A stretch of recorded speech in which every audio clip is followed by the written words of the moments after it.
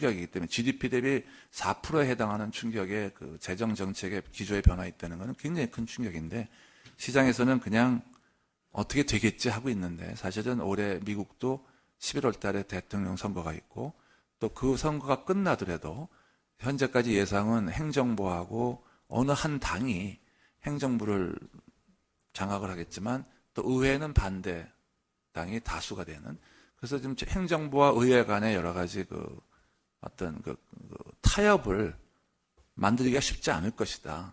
물론 이 문제가 워낙 충격이 크니까 해결은 되겠지만 지금부터 하반기부터 시작을 해서 내년 심지어는 상반기 정도까지도 미국 재정 정책의 기조 변화, 그러니까 정치적인 타협을 이룩하기 어렵다는 그런 우려 때문에 생기는 불확실성이 또 미국 경제를 발목을 잡을 수 있다 이런 얘기도 있습니다. 그래서 저희도 지금 말씀드린 그런 충격적인 재정 정책의 변화를 미국의 정치권에서 결국은 타협을 해서 해답을 구하겠지만 그 구하는 과정이 굉장히 지지부진하고 시간이 지나면서 그 사이에 많은 불확실성이 생길 가능성이 있다고 생각합니다. 그런데 좀 시간이 다 돼서 간단히 아무래도 한국은행에서 나왔기 때문에 물가 문제를 말씀드릴 수 없는데 저희도 지금 지난 저희 4월 전망 때 소비자 물가는 3.2%를 예상을 했는데 오늘 K대에서 보니까 2.6%를 얘기했습니다. 근데 저희도 아직 구체적인 숫자를 짚지는 않았습니다만 어떤 저희 당초 전망보다는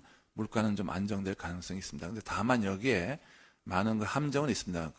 저희가 소위 말하는 소비자 물가 지수상으로는 예를 들면 무상 보육이나 급식 이런 정부에서 대신 해주는 그런 것 때문에 물가 지수 자체가 떨어져서 생기는 착시 현상도 일부 있습니다.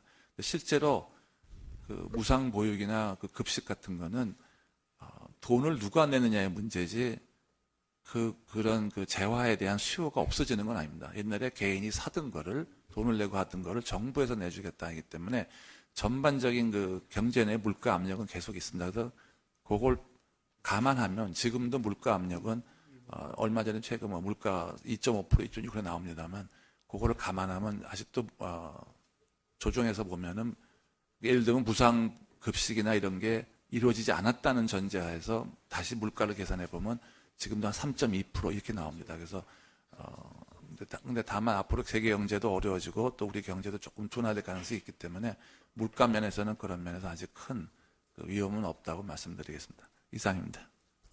예, 수고하셨습니다.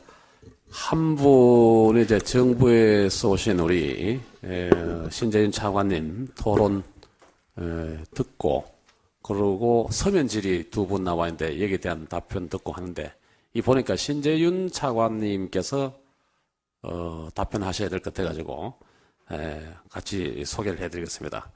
안녕하십니까.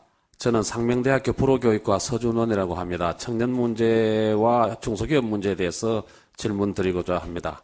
쭉 나가고 저는 복지 문제 청년 문제는 청년층 실업 문제는 복지 문제, 낮은 임금, 성장 불확시설 때문에 취업하려 하지 않습니다.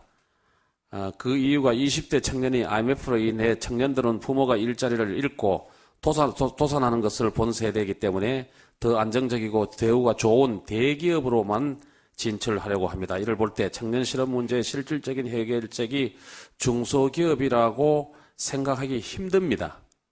이에 대해서 어떻게 생각하시나요? 중소기업의 성장, 복지, 임금 등의 불확실성을 가진 상황에서 중소기업에 자꾸 가라고 하면은 안 갈 것 같은데 방안이 있느냐요? 이렇게 질문해 주셨고, 차관님께서 아울러서 이제 아울러서 토론해 주시고, 또, 한양대학교의 정책학과의 이동섭, 군이, 여의도 연구소의 청년 미래 포럼에 참여하고 계시는 분인데, 한중일 경제통합체에 대해서 질문 드리고자 합니다. 이게 EU, 아시안, 이번에 유로존, 이런 것들이 전부 다 해서 경제통합이 되고 있는데, 각자의 이익, 생각하는 게 다르기 때문에 잘 안 되고 있는 것 같아.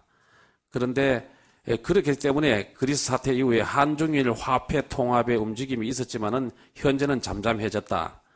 그래서 앞으로 국가 정책으로 차기 세대인 청년들이 위한 거시적 관점에서 한중일 경제통합체를 형성할 계획이 아직까지도 유효한지, 그리고 효용성에 대해서는 어떻게 생각하시는지에 대해서 질문을 해주셨습니다. 예, 같이 아울러서 답변 부탁드리도록 하겠습니다. 네. 예, 감사합니다. 전 사실 굉장히 불행한 공무원입니다. 2008년도에 리만 사태가 터지면서 국제금융 전선에 나가서 굉장히 많은 서름도 받고 했던 기억이 납니다. 근데 지금 지금 유로존의 위기에 대해서 이제 여러분들이 이제 말씀을 해주셔서 이제 그 원인에 대해서는 다 어느 정도 이해가 된 것 같은데, 이 특징을 뭐냐라고 이제 쭉 봐왔을 때 사실 이제 그동안에 수차례의 위기가 와 있었습니다. 근데 요번 위기와 지난번 리만 브러더스 때부터 슬슬 나타난 위기의 특징이 뭐냐 그러면, 이제는 더 이상의 지역적인 위기는 없다라는 겁니다. 그 얘기는 과거에 아시아 위기가 따로 있고 라틴 아메리카 위기가 따로 있고 어떤 특정 지역의 위기라기보다는 이것이 전 세계의 위기로 넘어가고 있다는 그러한 겁니다. 그래서 증권시장에서 많이 얘기하는 꼬리가 몸통을 흔든다는 그런 말이 있습니다. 이제는 그 말이 꼬리 자체가 몸통이 하나가 돼서 이거는 크게 두 가지입니다. 아주 실물적으로 굉장히 촘촘히 연결되어 있어서 한 나라의 위기가 그리스의 그리스 전체 유로에서 2% 차지하고 전 세계에 한 0.3, 4% 차지하는 나라의 그것이 전부 다 전염 효과를 통해서 가는데, 그 이유는 실물적으로 촘촘히 쌓여 있고, 그 다음에 금융이 너무나 많이 발전을 해서 이것이 오히려 이 금융의 저주까지도 온 그런 상황입니다. 그래서 이거는 이제는 앞으로는 어느 지역의 위기가 상시적으로 일어날 수밖에 없고, 위기가 그래서 따라서 앞으로는 상시적으로 나올 수밖에 없다는 그 위기의 상시화라는 특징이 하나 있습니다.